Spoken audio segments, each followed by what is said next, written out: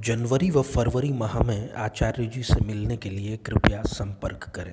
जोधपुर 24 जनवरी व 27 व 28 फरवरी, दिल्ली 25 व 26 जनवरी 4 फरवरी, चंडीगढ़ 27 जनवरी 3 फरवरी, मुंबई 28 जनवरी 13 व 14 फरवरी, बड़ौदा 29 जनवरी, दुबई 31 जनवरी व 22 व 23 फरवरी, अहमदाबाद 1 फरवरी, इंदौर 2 फरवरी, गोवा 16 फरवरी।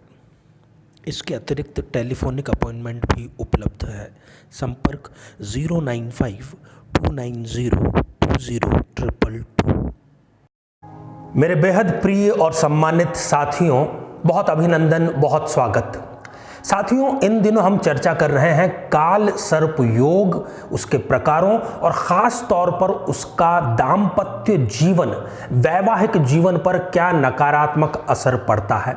और इस श्रृंखला में आज ये चौथा एपिसोड मैं आप लोगों की सेवा में प्रस्तुत करने के लिए प्रस्तुत हुआ हूँ। और ये जो पर्टिकुलर विशेष प्रकार का काल सर्प योग है, जो कि चौथे भाव से लेकर दशम भाव तक बन रहा है, इसको कहा जाता है शंखपाल काल सर्प योग। इस पर चर्चा करूं इससे पहले दो बेहद ज़रूरी सूचना। सबसे पहली सूचना तो इसी श्रृंखला की है कि ये बेजोड़ श्रृंखला हम लेकर के आए हैं। पूरे 12 एपिसोड्स की ये श्रृंखला है, ये उसका चौथा चरण है। आगे ये 12वां एपिसोड तक चलेगी, तो आप इसको निरंतर देखते रहिए, अपना प्रेम, अपना स्नेह देते रहिए। दूसरा कि हम हमारे प्रत्येक एपिसोड के अंत में किसी न किसी एक जातक के प्रश्न का उत्तर देते हैं, तो आप हमारे साथ में अवश्य बने रहिए अंत तक। हो सकता है कि आपको आपके प्रश्न का उत्तर मिल जाए।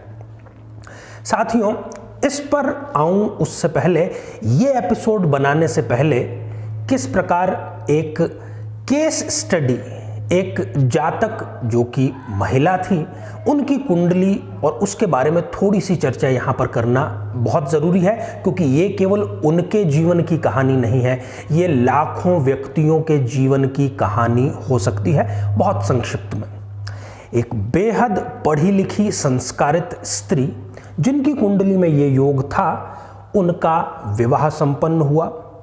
जितनी गहराई से कुंडली को मिलाया जाना चाहिए वैदिक रीति से, उस प्रकार से नहीं मिलाया गया, और स्वभाव की ये बहुत ही सीधी महिला थी। अब इनको जो जीवन साथी मिले वो बहुत कम बोलने वाले, और जब भी बोलने वाले तो झूठ बोलने वाले या चीज़ों को छुपाने वाले, इस प्रकार के स्वभाव के मिले।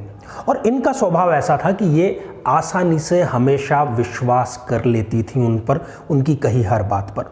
फिर बाद में जब पता लगता था कि ये बात उन्होंने झूठ बोली, तो भी कोई बात नहीं, चलो माफ़ कर दिया, और फिर नेक्स्ट टाइम वापस यही चीज़ें, धोखा बार बार होता चला जा रहा था इनके साथ में। अगर इन्होंने गलती से अपने जीवन साथी को कुछ कह दिया, फिर तो मान लीजिए कि कहर बरपाना है। उनका ईगो इतना ज़बरदस्त है कि उनको किसी भी प्रकार का कुछ सुनने की आदत ही नहीं है। इनको अपने पतिदेव के कुछ मित्रों से, जो कि गलत संगत वाले थे और पतिदेव को बिगाड़ने का कार्य कर रहे थे, उनसे इनको थोड़ी सी नफरत थी। तो ये पति को बार बार कहती थी कि भाई आपके ये जो दोस्त हैं, इनके साथ में आप उठना बैठना कम कर दीजिए, बंद कर दीजिए।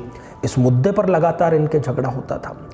भोजन को लेकर के, वाहन को लेकर के, नौकरों को लेकर के भी लड़ाई झगड़ा होता था। और अंत में ये स्थिति आई कि अभी ये अपने पिता के घर में है। और जब शादी हुई थी उस वक्त ये पढ़ाई में बहुत अच्छी थी, अच्छा परफॉर्म कर रही थी, परंतु विवाह को लेकर के इन्होंने अपनी पढ़ाई भी अधूरी छोड़ दी, और आज की तारीख में ये पैसों को लेकर के आत्मनिर्भर नहीं है। ये सारी स्थितियाँ आई है। जब किसी व्यक्ति की कुंडली में, अब गौर से सुनिए साथियों, चौथे भाव से लेकर के दशम भाव के बीच में यहाँ पर राहु लिखा हुआ है, यहाँ केतु लिखा हुआ है, और दूसरे जो 7 ग्रह हैं वो चौथे से लेकर के 10वें के अंदर है, तो ये शंखपाल काल सर्प योग का निर्माण हो रहा है। चिंता इसके लिए करने की बिल्कुल आवश्यकता इसलिए नहीं है क्योंकि हमारे कार्यक्रम की विशेषता ही ये है कि आसान नहीं, बेहद आसान उपाय के द्वारा हर समस्या का समाधान करने का प्रयास यहाँ पर किया जाता है। जब भी ऐसी स्थिति होती है किसी व्यक्ति की कुंडली में, अब आप मिलान कीजिए इस बात को और परीक्षण कीजिए, वो अपने जीवन साथी से किसी भी बात पर कभी संतुष्ट नहीं हो पाता। दोनों पर लागू है, स्त्री पर पुरुष पर। जीवन साथी को लेकर के हमेशा दुखी वो बना रहता है। जीवन साथी की जो माता है, मतलब आपकी जो सास है, उनका आपके वैवाहिक जीवन पर ज़रूरत से ज़्यादा प्रभाव होता है और उन्हीं की वजह से घर टूटने तक की नौबत आ जाती है। इस प्रकार की स्थिति में पेट से संबंधित कोई रोग ज़रूर होता है, चाहे वो अपच हो, गैस हो, कब्ज हो या जो भी हो।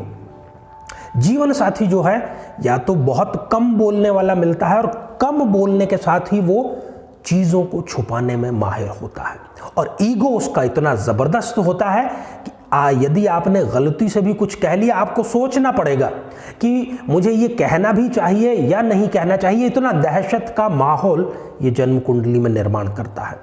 छोटी छोटी बातों पर झगड़ा किसी और का होगा और आप दोनों जो है उस पर डिस्कस करेंगे और झगड़ा फिर वो आपके बीच में होना शुरू हो जाएगा। जीवन साथी के मित्रों को लेकर के आप आपस में स्वयं झगड़ा करेंगे।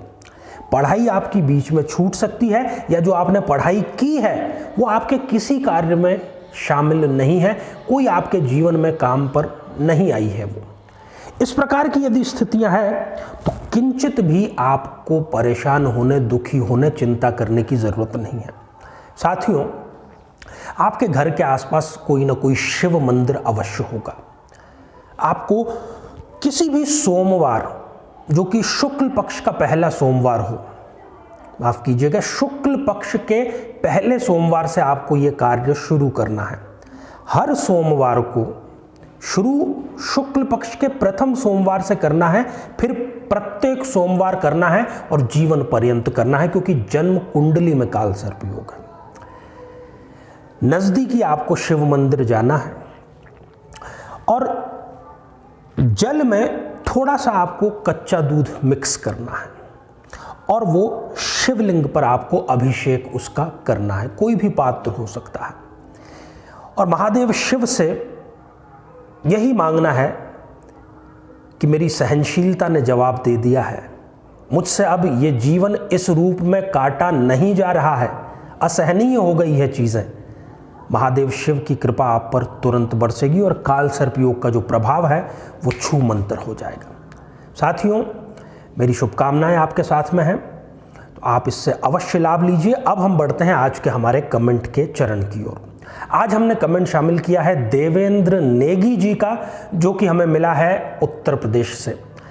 आपने पूछा है कि आपकी जो गर्लफ्रेंड या प्रेमिका है वो मंगली है, आप नॉन मंगली हैं और आप विवाह करना चाहते हैं। देवेंद्र जी, सबसे पहली सलाह तो मेरी यही है कि यदि हो सके तो ये विवाह आप ना करें, ज़्यादा बेहतर होगा।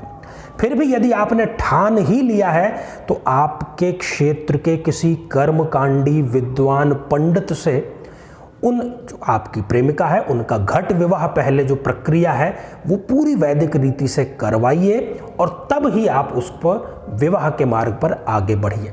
मैं भी ईश्वर से बहुत बहुत प्रार्थना करता हूँ कि आपका जो आगामी वैवाहिक जीवन है वो सुखद और सफल हो। तो साथियों, ये हमारा एक किंचित छोटा सा प्रयास जो कि आगे भी जारी रहेगा। आप लोगों का प्रेम स्नेह सदा इस प्रकार बना रहे। इस श्रृंखला को आप ज़्यादा से ज़्यादा लोगों तक पहुंचाइए और हमारे इस चैनल को जब आप सब्सक्राइब करते हैं तो उसके साथ ही जो घंटी का बटन, जो बेल आइकन है, वो ज़रूर दबाइए ताकि हम जो प्रयास कर रहे हैं उसकी सूचना शीघ्र अतिशीघ्र आप तक पहुंचे। आप स्वस्थ और समृद्ध बने। नमस्कार।